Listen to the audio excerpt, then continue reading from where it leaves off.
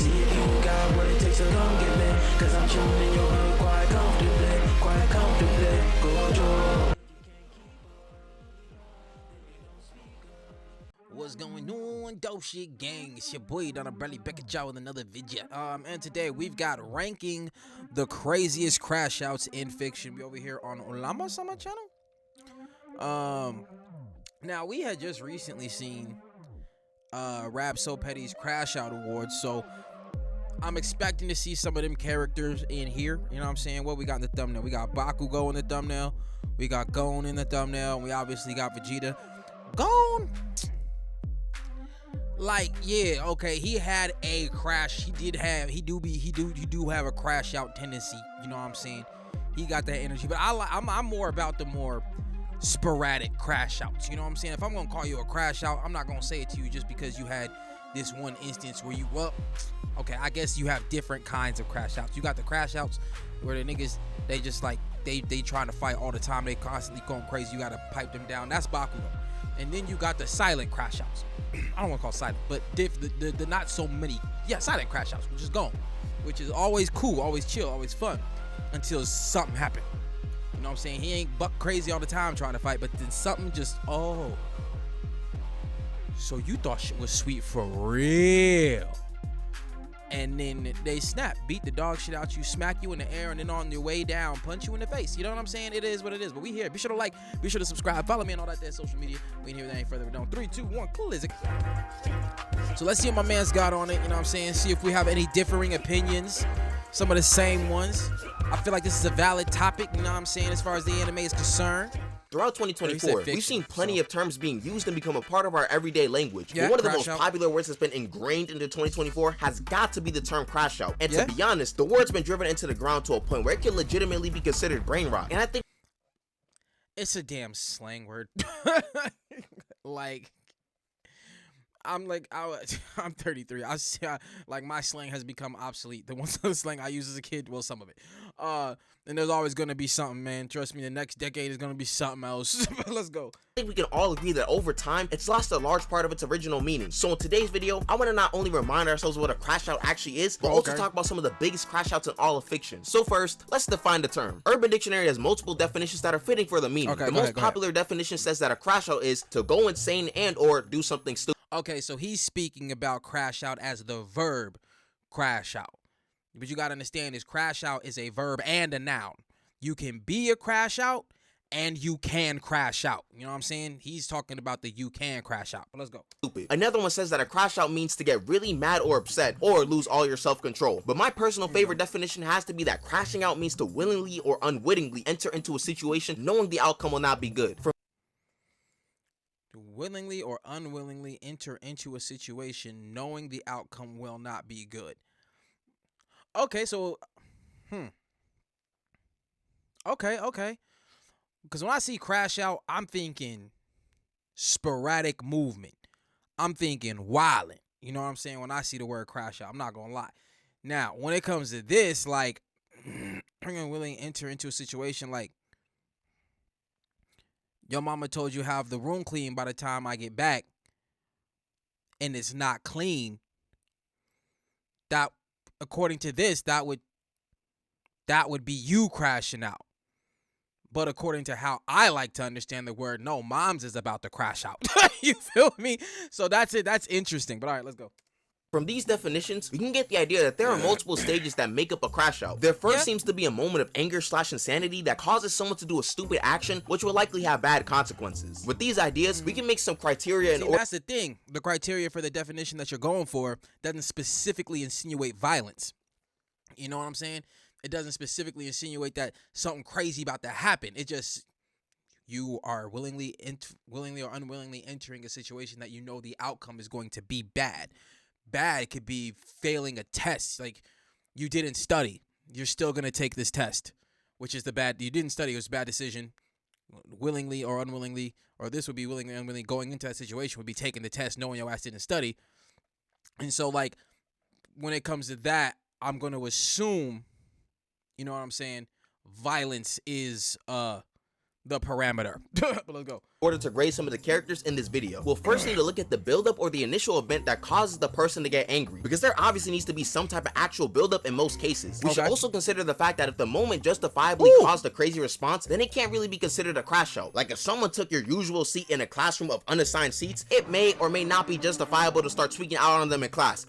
Okay, see, yeah. He putting different parameters around it that I guess he's, from what he said, is like more origin based. You know what I'm saying? Like, I'm just like, I figured this damn word out from the fucking internet. You know what I'm saying? So how it was used the first time I heard it, how I got it. And for me, it was indicative of straight violence. So whether or not you were in the right or wrong, it's just the action that makes it a crash out, as far as how I understand the word. But it's being given to me with different parameters, so I'm gonna try to, you know what I'm saying? But let's go. Y'all can be the judge of that one. Then we have to look at the scale of the actual crash out, because let's be real, some people will say they're crashing out and it's just them being a bit grumpier. Like, no, breaking a plate when you're angry does not mean you crashed out. When I talk about crash outs, I'm talking about driving into a McDonald's because your girlfriend broke up with you, or doing the nonsense Antonio Brown was doing. The aftermath of the... I will agree with him on that. Breaking a plate, you wildin'. You ain't crashing out, you just wildin'. But let's go. The event must also be taken into account as well. Are the consequences really that bad? If they aren't, then we gotta dock some points. There's also a factor of remorse that should be considered as well. Like if you see someone crash out and they have no regrets afterwards, then it'll be graded much higher on the scale than if remorse was shown after the event. With all that said about the way, we should start talking about characters who have crashed out. And by the criteria I've just stated, we're not being Mickey Mouse here. So don't expect someone like Gojo during his awakening to be here, because he was not crashing out in the slightest. I wouldn't even consider that to be crashing out at all, by any definition. Like, I think crash out is also insinuation of like the crazy course of which the violence or movement is done. And Gojo was calm. He was chilling. You know what I'm saying? He's just, you know what I'm saying? Like, I'll put it to you like this. Sukuna hopped out on crash out energy. Like, he didn't really crash out because he wasn't like the first time he popped out when he just got the first finger thing. But he was on crash out energy. Where's the women and children? Like, he was going to crash out if no one stopped him. But, like, you know, as far as how I understand the word. But I definitely agree with him as far as Gojo is concerned. So don't expect someone like Gojo during his awakening to be here, because he was not crashing out in the slightest. First character we're going to cover is an iconic one, Majin Vegeta. When you take a surface level look at things, Majin Vegeta seems to be pretty severe on the grading scale. But let's look at things just a bit closer and see if it's actually as crazy as we may have initially thought. Let's put ourselves about 7 years after the events of the Cell Saga. Goku is dead due to sacrificing himself to Cell. Gohan is in high school now and also got into cosplay. Trunks grew up a bit. There's a mini Goku, and Vegeta's really just been chilling. It's pretty clear at this point that his character has been going through some changes, with him giving up fighting and really becoming more of a human. The Earth is really becoming more like his home every single day, whether he likes it or not. But then Goku tells everyone that he's allowed to visit the living world for 1 day to fight in the world tournament, and Vegeta gets a little giddy. He's been hoping for a day like this for a minute, but as Dragon Ball typically... We all really know what that was about. Vegeta like, my friend back. I ain't had nobody else to fight with. Everybody else here bitches. Let's go. There's some world-ending threat that prevents that match from happening. This time though, the threat could actually be prevented before the world-ending part comes to reality. So fast forward a bit, and Vegeta, Goku, and Gohan are on Babidi's ship to stop Babidi and his minions. However, Vegeta's strong desire to not only fight but beat Goku brought out some of the older Vegeta's characteristics of being a selfish, heartless warrior. This allowed Babidi to use his mind control to take Vegeta over. Okay, so he's evil now. Is that or if you're gonna tell, you gotta tell like it is. You know what I'm saying? Vegeta let it happen. Okay? It didn't take him over. Alright? Vegeta let it happen. You gotta remember, he wanted him to awaken the darkness inside his heart. Okay? You gotta do it right if you're gonna do it. That's all I'm saying. That's all I'm saying. That it? Yeah, boy. Okay, where do I even start? First off, let's get this straight. Vegeta was not mind controlled by Babidi because of something Babidi did. No, that man Vegeta allowed himself to be taken over just to get strong enough to beat Goku. He was clearly able to fight out Babidi's commands, and let's listen to this real quick. If I hadn't gone to these lengths, we wouldn't be about to fight. Okay, now we're creeping up that scale fast, because Majin Vegeta is clearly a threat. In his first appearance, he blew up an entire crowd of random people just to try to beat Goku one last time. No. Just to prove that his ass was far gone. That's what that move was, and that's what made it so awesome to me. He's like, oh, y'all think I'm out here bullshit? I see y'all don't see this M on my... Oh, okay. He just, you know what I'm saying? He did that to set the tone so everybody was on the same page. That I am old Vegeta now. I am not Trunks' daddy. I am not Bulma's husband. I am not Kakarot's friend. I'm none of that. I'm none of that. Imagine I just dropped on this bitch with Nappa and there's Cybermen running around everywhere. That's where we at. He knew doing something like this would force Goku to fight him. He had his wife in the audience, and I don't know if this specific version of Vegeta really cared about hitting her. So right now, in terms of the scale, he did. I will say that he did because, like I said, he didn't, bibbity, whatever the fuck, didn't really take over his mind. And you want me to tell me he ain't know she was right there. I feel like he still, like, I feel like he knew she was right there, else she would have been gone with that. And Yamcha's just lucky that he happened to be in the near vicinity. You know what I'm saying? in the audience, and I don't. Oh, you know, Yamcha. Oh, hold on. We gotta talk about how happy Yamcha is right now. You know, he looking at this like, oh my god, but really, he over here like, ain't no way Bulma gonna stay with him after this. Oh, I'm in there. One last time. He knew doing something like this would force Goku to fight him. He had his wife in the audience, and I don't know if this specific version of Vegeta really cared about hitting her. So right now, in terms of the scale of this crash out, we have a bunch of random Earthlings dead, and your wife fainting at the thought of your character regressing. And the buildup that caused all this was Goku coming back, causing Vegeta's pride to go wild. But there's still the aftermath we need to get into. Goku and Vegeta are fighting, but then Goku realizes that Majin Buu might not be as much of a joke as they initially thought. Goku tries to call off the match, and Vegeta agrees, only for Vegeta to sneak in. With Majin Buu being revived, Vegeta tries to fight him, but he is clearly outmatched. This is what leads us to arguably the best episode of DBZ, where Vegeta's heartless exterior is broken down and he decides to sacrifice himself for it. Here's my thing. Ugh. For me personally, I hated this. Like the episode itself, the sentiment, I liked it. I did. I'm not gonna lie, but just like the part where he sneaks Goku just to go fight that motherfucker himself. I'm like, damn. Even when you trying to be like honorable, that M on your head got you acting stupid. There's no reason that he should have knocked out Goku. Like, yeah, he's gonna say this, that, and the third. I get it, but factually, like there was no reason y'all both couldn't have went over there, handle business. You know what I'm saying? Like, but by this time, is that the cell? Oh, I'm trying to think. Before this, have they ever really like fought together? I don't think so. You know what I'm saying? Because they took turns.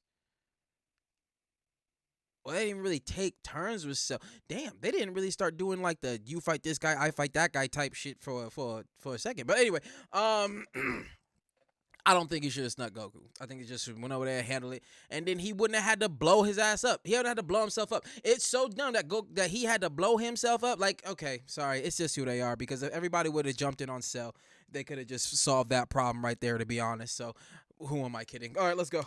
For his family and Goku. But that blast ain't really doing anything. Majin Buu came back, transformed, and murked everyone on the planet. So let's look at everything we've just seen. Vegeta essentially did all of this because of his Saiyan pride and desire to fight Goku. So let's be real, his reasoning was not good enough and was just based on selfishness. The actual crashing out included Vegeta murking an entire crowd of people and regressing his character back to his older self. Imagine your friend got beat in a video game that he was supposed to be the best at, and he went on this crusade murking people to try and get the run back. The aftermath was fairly bad as Vegeta's whole stunt caused Majin Buu to be revived, who snowballed into Super Buu and Kid Buu. However, I should mention that Vegeta did show a lot of remorse. He was also able to wish back the people he murked, redeeming himself for some of his actions. So I'm gonna have to deduct some points off the crash outness of this moment. I can't. The reason I can't.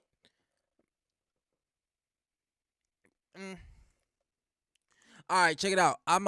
For me, I'm gonna place it as like your altered mental state, unless it happened internally or externally. Vegeta had an external source come and mix his shit up. Even though he let it happen, it was still external. What initially started things. So it's obviously not the same as when he's by him. When he's cool, no M, and he's just Vegeta. There's obviously gonna be remorse because that's not something he wouldn't have done without the external shit. You feel me? So like I wouldn't deduct those points because it's almost like you're dealing with two different people. But let's go. I feel like due to the immense amount of remorse Vegeta showed during the final battle, I'm gonna have to grade Majin Vegeta's crash out a 7.5 out of 10. I do believe this moment does fit the definition of a crash out, as he did do something relatively stupid without any regards for the outcomes. However, he did regret those actions. Like I said, if you're doing things like driving full speed into the LA Fitness and you'll say you'll do it again, then you've got to be graded higher. A certain character later in the video will personify this idea to a T. Switching genres just a bit, I want to shift to a different character, that character being Symbiote Spider-Man. Now, my thing, hold on, with Vegeta, I'm gonna still take the 7.5, but for me, my criteria different is just in because I don't deduct points for the remorse, just that the crash out wasn't, even though the crash out led to the boo stuff and all this whatever, as far as direct crash out where it's him, he blew up a grandstand and ended some people. He did that. Other than that, it was just him and Goku fighting. So I feel like the crash out specifically to him wasn't, you know what I'm saying? Blowing up a stand of people for a DBZ character isn't great. You know what I'm saying? Now, if Light Yagami with no Death Note just rigged an entire stand to blow and just did that shit, it'd be different. You feel me? But let's go. Symbiote Spider-Man is an interesting case because he's one of the few characters that could be seen as an actual crash out, meaning that we're not just defining one action of a character, but the actual character themselves. Basically, in all Symbiote Spider-Man renditions, he has the potential to start tweaking out and doing something that is really excessive for the situation. As I kind of emphasized with Vegeta, violence against random people is rated very highly on the crash out grading scale. However, we don't really see a lot of the Symbiote Spider-Man just punching up random people. Their stories more so focus on Peter's interactions with his loved ones and how his increased irritability affects his relationship. We can kind of infer that he do this with complete strangers, but I don't know if Peter typically has a suit long enough in a lot of media to actually start doing stuff like that. In my opinion, based on the criteria I mentioned before, Symbiote Spider-Man gets a lot of his points from what he be doing to his villains. Half of the time, the villains don't even do anything crazy, but Symbiote Spider-Man will go out of his way to I'm just looking for that reason, bro. Try to murk them. Look at what happened with Shocker in the animated series. Spider-Man verbatim said he'll go to the ends of the earth to find him. He was not joking. I know he was not joking. And I'm pretty sure all of this started because Peter went out of his way to fight Shocker after breaking into Eddie Brock's house. Stuff like this is just not justified in the slightest. Spectacular Spider-Man also straight up tried to murk Dr. Octopus, but he wasn't necessarily doing charity work, so there's at least a bit more justification. But at the end of the day, most of the symbiote suits get taken off because Peter sees that he's becoming too violent and irritable. So I'd say most versions of the Symbiote Spider-Man will probably be a 5 out of 10 on the crash out meter, but we'll give the animated series Spider-Man a 6 out of 10 because that series made sure to really show Peter tweaking out. There are comic versions that are probably higher on the scale, but I'll stick to what I know. Before we get into the Demon Child, if you're run it at a solid 4.5 for me. But enjoying the video and you haven't done so already, you might as well subscribe. With that being said, next character whose crash out is getting graded is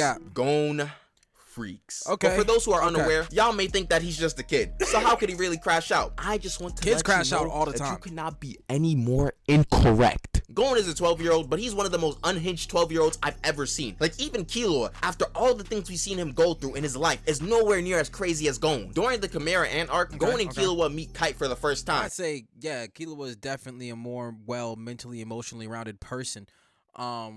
Which is very weird given his background. But Gon, I think Gon got an innocence about him, so that I think it's an innocence and naivete, so that when something does happen, boy, snap. He like, what? You know what I'm saying? He just, whereas Killua already knows how to handle that. He's seen that shit on a daily. He know how it function. He know what happened. He know what, you know what I'm saying?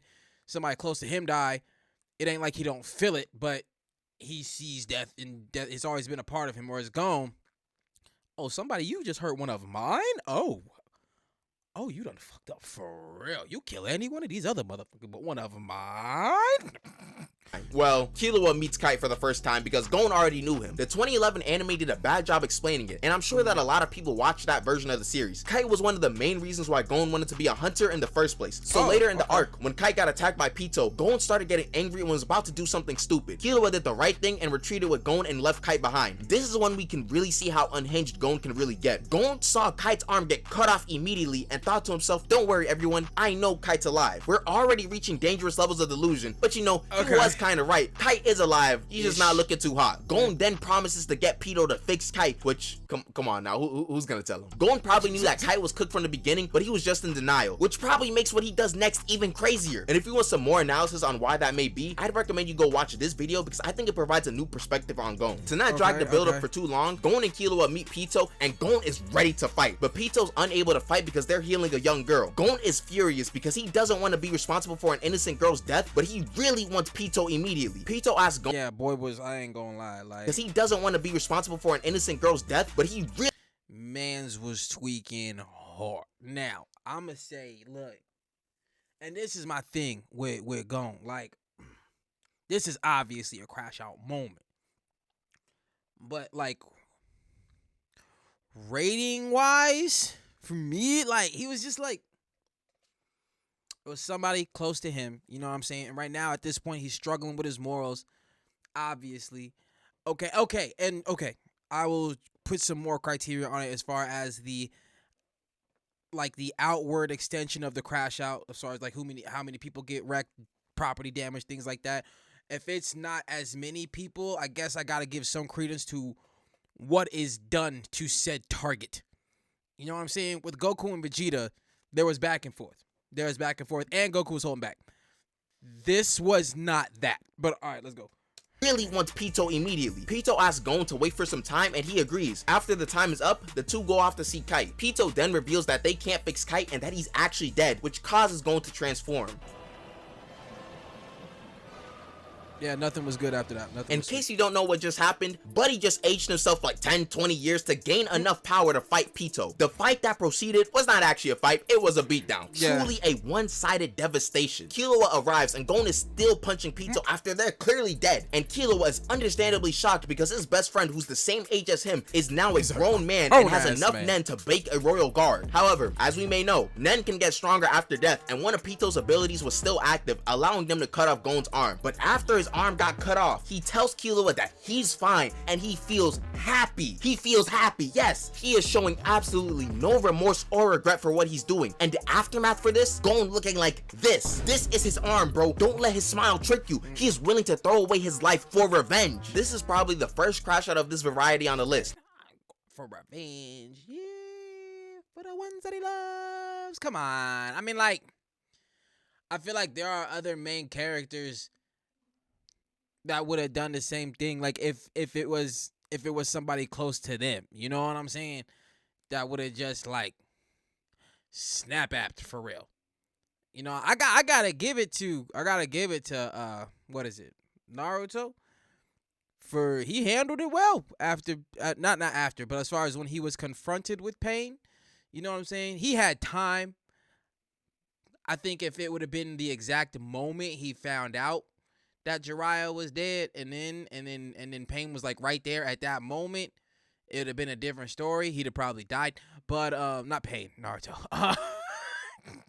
But in this situation, or no shit, Pain might have died anyway. You know, she still had the nine tails. So yeah, no, he'd have got that. He'd have Pain would have been, yeah, who knows, man. But you know what I'm saying. So yeah, it's gonna be the damage though, the damage that was done to Nefertiti. Yeah.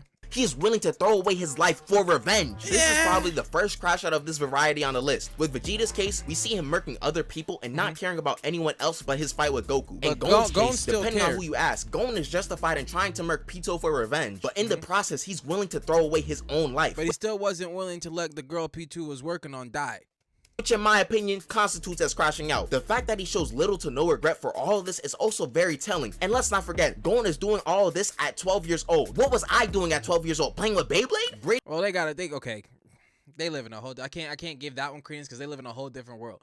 You know what I'm saying? They over here getting hunter badges and all this other shit. You know what I'm saying? In anime worlds, 12-year-olds go crazy.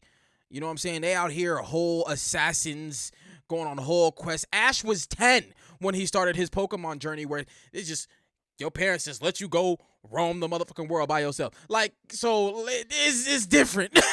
I can't give no points for that because in these worlds, shit is different. Let's not forget, Gon is doing all of this at 12 years old. What was I doing at 12 years old? Playing with Beyblade? Grading Gon's crash out is actually pretty easy. Although the build-up has decent reason for a more drastic response, Gon's response was well beyond the threshold. Gon forcefully aged himself a couple decades, which just blows away my suspension of disbelief. Gon not only murked Pito, but spent God knows how long punching their corpse. Then there's him not really caring about what happened afterwards or if he died all for the sake of revenge. And then there's the potential he went into all of this. Okay, I see where he's at. It's the commitment. Okay, I feel you. The commitment to the crash out. Like when you pour your heart and soul. Okay, okay. Pure crash out where nothing else matters but the crash out. To the point that after the crash out, it's just blank slate. So okay. When it comes to that, okay. This knowing Kite was gone for real, yeah, 9 to a 9.5 out of 10. Threat to society and a future tyrant of a country. I don't even need an analogy to real life to make y'all understand why Gon deserves a score like this. The next character I want to talk about is Bakugo. You know what I'm saying, 9 point, yeah. As far as Vegeta, and I think for Gon, there's a lot of potential. You know what I'm saying? It showed potential, but I can't. For me personally, I give it like an 8. I give it just above Vegeta's, only because Gon's commitment to the crash out was all natural. You know what I'm saying? That was within him. He did that. Nobody had to mess with his mind. That was him. Went crazy. And yeah, the commitment. But I'll give it a, you know what? All right, I'll give you 9. I'll get a 9. Because that the purity of that crash out was very, very, very intense. So I'll give it the 9. All right, let's go. Bakugo, who has similarities to Symbiote Spider-Man in the fact that Bakugo has the potential to be an actual crash out. Bakugo is your standard hot-headed character, but this guy has the ability to create explosions from his hands, so you can see how that may end up. Bakugo has had many instances where he has been prone to do violent acts with little to no provocation. Shoot, any conversation he has with Deku feels like a 50% chance of him bugging out and getting angry. Honestly, any conversation this guy has, he's ready to fight. He was ready to fight Mirko over some little comments. Even when he was spending time with kids, he was a madman. You could probably make an hour-long compilation of Bakugo being a threat to society. This is the same guy who also chose his hero name to be Great Explosion Murder God Dynamite, which is definitely a name of all time, I won't lie. However, the thing with Bakugo is that he won't actually end your life. The most he'll do is beat you up or blow you up a bit. Like, Bakugo hasn't actually murked anyone he said he wanted to murk. He's all bark and some bite. That bite being explosions that can level buildings and produce. I personally feel when it comes to something like that, I don't feel like Bakugo would have any qualms about killing somebody he had to. That villain, you know what I'm saying? I don't think he'd have any issue with it. I just think that, yeah, he's constantly saying, I'll kill you, but he knows in those situations he's not really going to kill this motherfucker. It's more of a mental tactic. But I do see Bakugo being able, like, if he had to and he knew that this one had to go, he'd have no issues. But let's go. Produce massive concussive forces. The one thing I'll give Bakugo is that before he and Deku got closer, he was coming extremely close to some homicide charges. Like, what did Bakugo think would happen if he hit Deku with his blast? Deku was cooked. Like, no more seasons after this one cooked. But as we all know, he does tone it down a fair amount after this season. If he was like this the entire series, then we'd be having different conversations. But for now, I think I'm gonna have to give Bakugo a calm 5.5 on the crash out. 5.5? But his crash out, I'll give him the whole 6. I'll give him the whole 6 because of consistency. His crash out is consistent. You know what I'm saying? This is who he is. You know what I'm saying? Yeah, he toned it down because he grew up a bit. You know what I mean? Then he might graduate into, like, you know what I'm saying, that collected crash out that you already know they prone to it, but they know how to chill themselves. He's still learning his chill. But I got to give it to his consistency of crash out. You know, this is different to be called a crash out and be known as a crash out. You know what I'm saying? You want to use it, oh man, when you look at you, oh, he a crash out. Like, it's different when it's a noun versus a verb, or yo, he be crashing out versus that nigga a crash out. Like, it's different. You feel me? But all right, let's go. Similar to Symbiote Spider-Man, Bakugo is quick to anger and will lash out a lot, but this also extends to random people. However, since he's a hero, he hasn't demonstrated the tendency to have actual killing intent, docking him a couple points. To be honest, he's more hot-headed than anything. I can't really call someone much of a crash out who won't actually murk anyone. Finally, I don't think crashing out is indicative of murking people. You know what I'm saying? But all right, let's go. Briefly discuss two other characters. First of them being Datara. I don't even Datara? have much to say. He's high-key crazy, but I don't even think he's much of a crash out. Like, he blew himself up, but he's genuinely just like this. Passion for something will make people go to crazy extents sometimes. 4 out of 10. Muscle Man has some crazy moments too, like when he took on an entire army. So you this should've was just low-key hit these guys up justifiable off though. the I just beginning. spent thousands of dollars because I thought I won the lottery. Then someone or something tells me I didn't win, I'd start bugging out too. But taking on an entire army, I don't know about that one. I'd give this a calm 5.5 to 6.5 out of 10 because you are fighting an entire army. But this stuff is kind of normalized in regular show. Thank you guys so much for watching, and hope you guys are having some very happy holidays. I don't if there know are any other enough about characters or those moments I missed, comment them down below, and I might make a part 2 to this video. I'm still not sure yet. I'm also planning on uploading again before the year is over or when the new year starts, so look out for that. Make sure you guys rest up well during these times and spend time with your family and or friends. With that being said, have a great day and peace out. All right, yo, hey, them was facts. We listen to them facts here too. Yo, so majority, yeah, I agree with men. Throughout this, we had some different opinions, but for the main part, yeah, almost pretty spot on. You know what I'm saying? But that's take. Be sure to like, be sure to subscribe, follow me on all that there social media, and I'll catch y'all next one, fam. Peace.